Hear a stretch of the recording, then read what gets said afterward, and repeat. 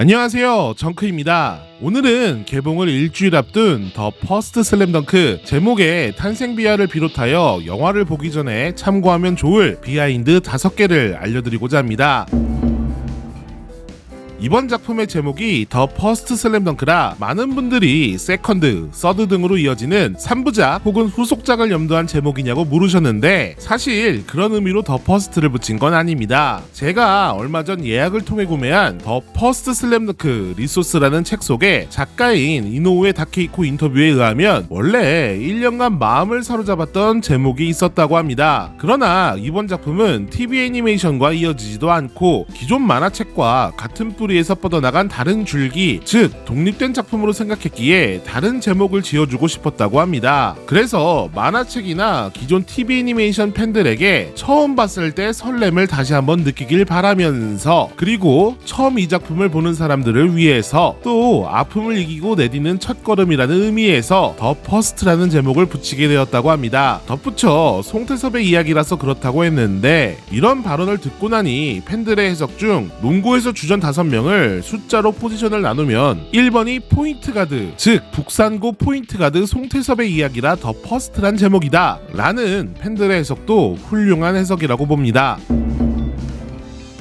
이전에 제작한 영상에 몇몇 분들이 이번 극장판이 슬램덩크 모바일 게임 때문에 만드는 거라는 이야기를 많이 해주셨는데요. 일단 앞서 말한 책과 기존 인터뷰를 정리하면 이번 극장판을 제작한 과정은 이렇습니다. 2009년부터 토에이 측 애니메이션 PD들이 슬램덩크 프로젝트의 기획안을 구상하여 이노우에 다케이코에게 전달했었으나 번번이 거절당하면서 좌초될 위기였다고 합니다. 그러다 2014년에 이르러서야 3D 컴퓨터 그래픽과 실제 선수의 모션 캡처, 여기에 원작 만화의 표정을 따온 2D 작화가 합쳐진 하이브리드 애니메이션으로 제작한 파일럿이 이노우에 다케이코에게 OK 사인을 받았고, 그때부터 애니메이션 제작을 들어갔다고 합니다. 이렇게 애니메이션 제작을 결정하게 된 이노우에 다케이코의 심경 변화에 대해서는 이따가 더 자세히 말씀드릴 테니 끝까지 봐주세요.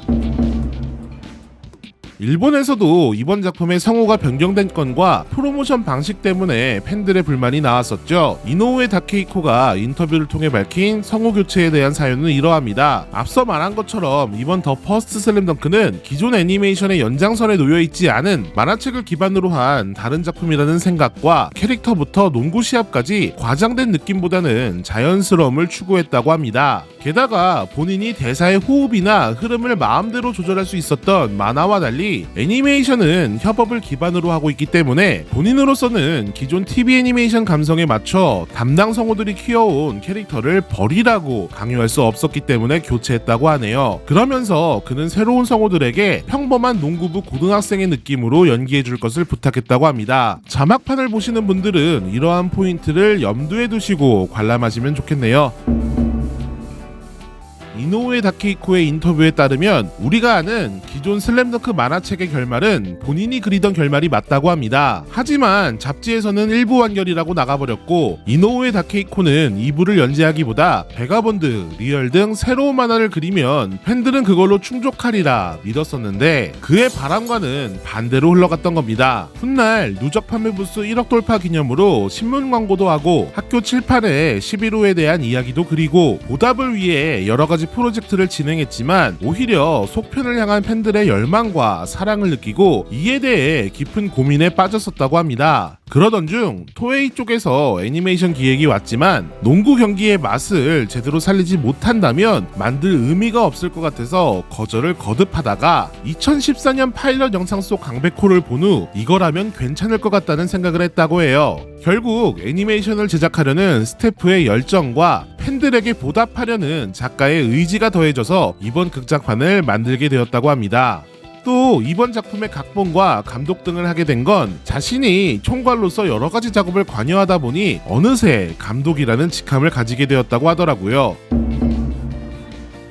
이번 작품 작품 주인공이 강백호나 서태용이 아닌 송태섭인 것에 의아하실 수 있는데, 이노우에 다케이코가 인터뷰에서 밝히길 슬램덩크를 연재할 당시 송태섭에 관한 이야기를 다 하지 못한 것이 늘 마음에 걸렸었고, 피어스라는 작품을 그린 것도 그런 부분의 연장선이었다고 합니다. 그래서 이번 극장판을 통해 밝혀진 송태섭이 오키나와 출신이란 설정도 슬램덩크 초창기부터 염두한 것으로, 그 당시 실제 오키나와에 있는 고등학교 농구부가 평균 신장 169cm로 인터하이에서 3위를 기록한 일을 작가가 흥미롭게 보고 기억해뒀다가 오키나와 출신의 단신가드라는 설정과 오키나와에서 자주 쓰이는 성씨인 미야기를 붙여 미야기 류타, 즉 송태섭을 만들었다고 합니다.